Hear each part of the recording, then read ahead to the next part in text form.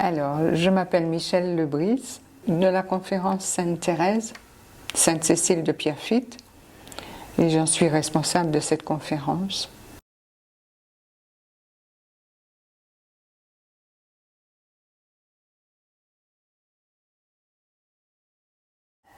Ça a changé surtout mon regard sur ma relation à l'autre et la relation de l'autre à moi, comme une sorte de tenue en éveil, pour ne pas tomber dans l'excès, tant d'un côté que de l'autre, parce que ça fait souffrir.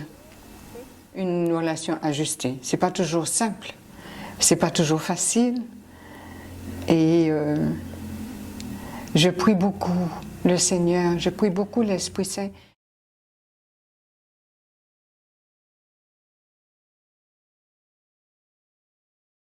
Parfois on se dit, d'accord, on ne va pas partir avec des idées reçues, on va faire ci, on va faire ça, on va faire ci, on va faire ça, mais quand on se rend compte sur le lieu et qu'on a cet objectif qui est derrière et qui nous dit, c'est la personne, on est là pour accompagner la personne, il ne faut pas l'oublier. La personne accompagnée que j'avais, avec qui j'étais partie à la Maison Sourire, elle prenait beaucoup de place. Mais elle me sollicitait beaucoup. Et c'est vrai qu'elle était toujours dans l'attente de savoir si son comportement était ce que j'attendais.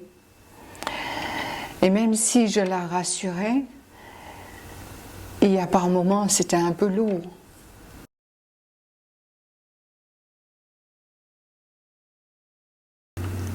Je dirais que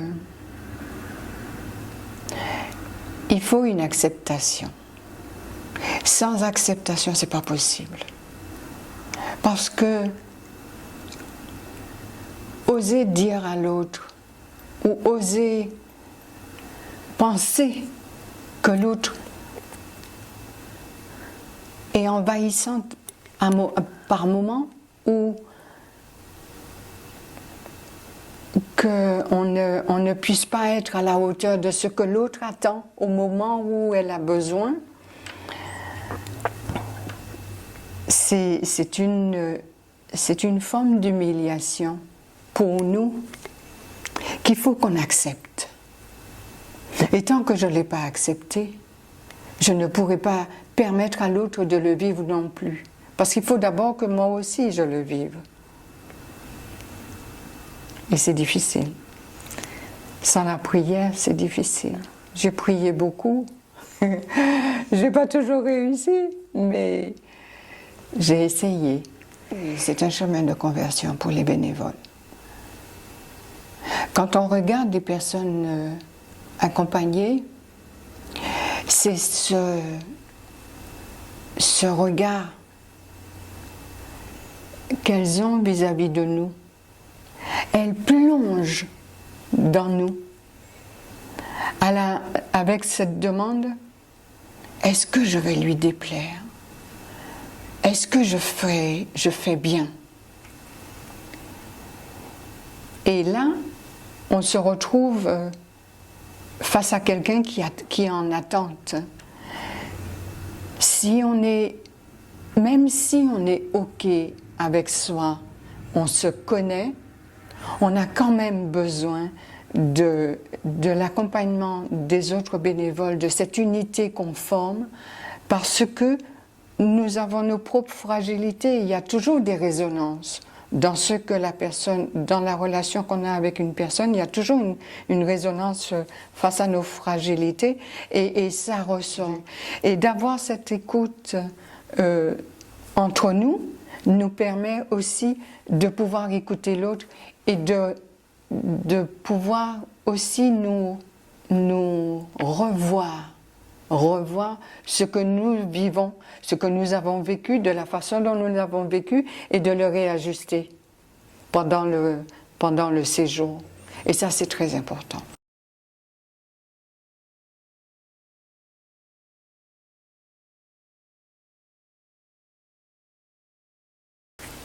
C'est important qu'il y ait déjà une fraternité entre nous, parce que les personnes qui arrivent, elles ont besoin d'être elles-mêmes, et pour être elles-mêmes, elles ont besoin d'avoir un champ libre, qui est d'être elles-mêmes dans une espèce d'amitié qui existe, dans une fraternité qui existe. Et les bénévoles entre elles, s'il n'y a pas cette fraternité-là, on ne peut pas permettre à l'autre d'être soi.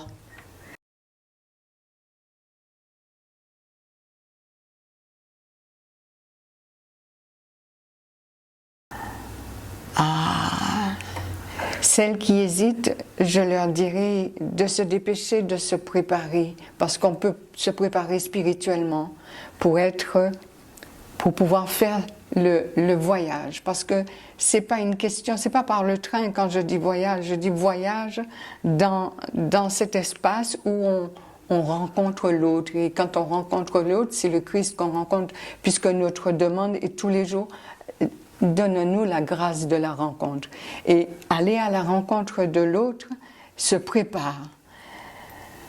Cette expérience m'a permis de voir aussi que je peux encore mieux me préparer. Et ça vaut la peine. Ça vaut la peine parce que c'est un plongeon dans notre intérieur.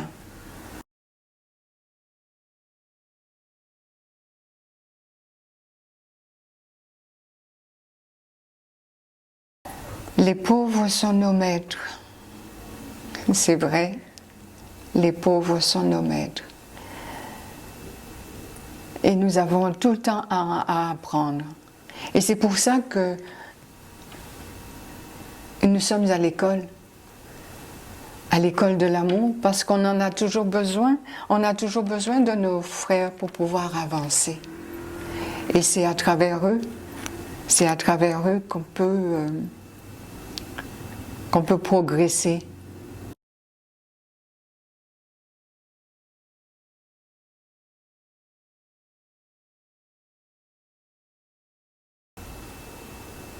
Pour découvrir